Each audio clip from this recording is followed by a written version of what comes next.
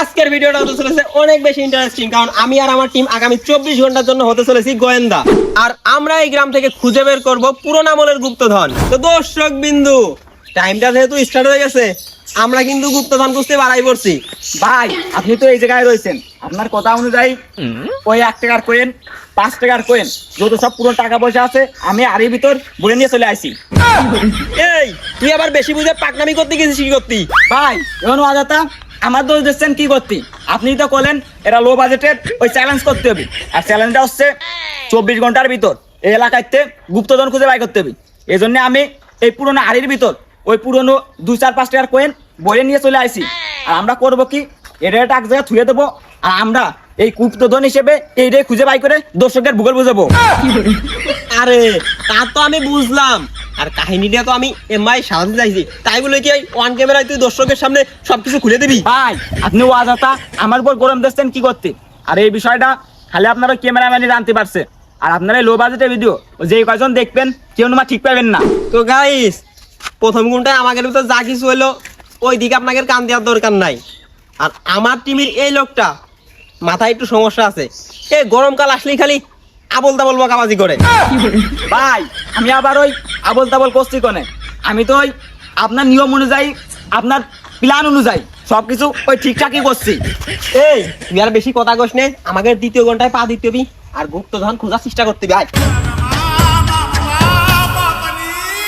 তো দর্শক বিন্দু, দ্বিতীয় ঘন্টায় পা রাখার সাথে সাথেই গুপ্তধন খোঁজার ম্যাপটা কিন্তু আমার হাতে চলে আইছে। বুঝলাম না ভাই, আপনি আবার এই গুপ্তধনের ম্যাপ পালন কোনে? আর এ তো মনে হচ্ছে খবরের কাগজ, ওই না জানি কার বাড়িতে মাল চুরি করে নিয়ে আসছেন।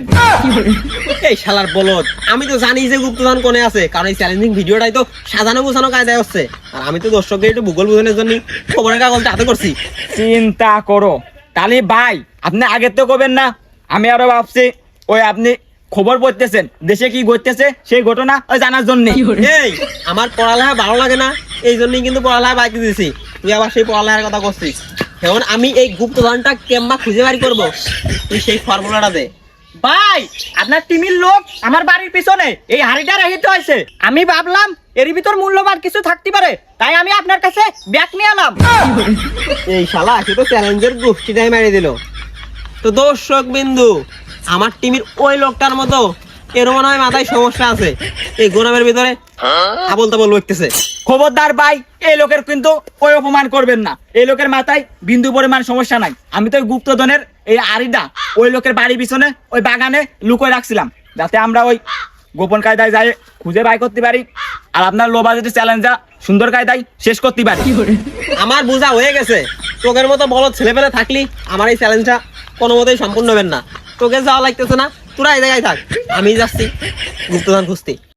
তো দর্শক বিন্দু, দ্বিতীয় ঘন্টা শুরুতেই আমি আমার টিমের ওই দুজনের রাহে একাই চলে আইছি, কারণ ওরা থাকলি খালি ওই নিজেদের ভিতরে নিয়েটা শুরু হয়। তো যাই হোক, আমি এই গহীন জঙ্গলে অভিযান চালায় গুপ্তধনটা খুঁজে বের করবো। কিন্তু কথা হচ্ছে এই জঙ্গলে তো গুপ্তধনই নাই। আমি গুপ্তধন তো খুঁজবো, কিন্তু কোন জায়গায় খুঁজবো? ভাই আপনি কি ভয় পাচ্ছেন? এই গহীন জঙ্গলে নিজের একা মনে করতেছেন, আপনার কোনো ভয় নাই।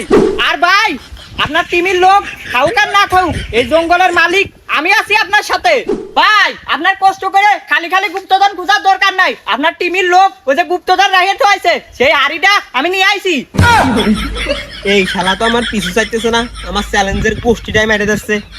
এই গুপ্তধন যদি আমি আগেই পেয়ে যাই, তাহলে দর্শকের ভূগোলই বুঝাবা কেম্মা, আর আমার এই চ্যালেঞ্জিং ভিডিওটা আমি শেষই করবো কেম্মা। তাই তুই বেশি কথা বাড়াস রে, আমার একা থাকতে দে আর আমার কার্যক্রমটা শেষ করতে দে।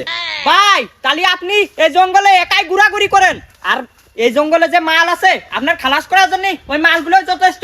আর আমি তো ওই গেমের শুরুতেই আসি এই জায়গা ওই গাছে উঠছি আগে নিরাপদ থাকার জন্য। তো দর্শক বিন্দু, এই কথা শুনে আমি আর এই জায়গা নাই।